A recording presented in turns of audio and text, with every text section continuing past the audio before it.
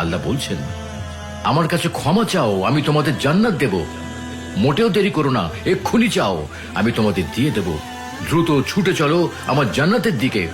আমার জান্নাত পৃথিবীর মতো এত ছোট কিছু নয়, এত সংকীর্ণ নয় যে তোমাকে সেখানে গাদাগাদি করে থাকতে হবে, বায়ু দূষণের শিকার হতে হবে। আমার জান্নাত এত প্রশস্ত, 7 আসমান আর জমিন জুড়ে তার বিস্তৃতি। আমার এই জান্নাত তাদের জন্য যারা আমাকে ভয় করে, আবার আমার অনিঃশেষ রহমতেরও আশা করে।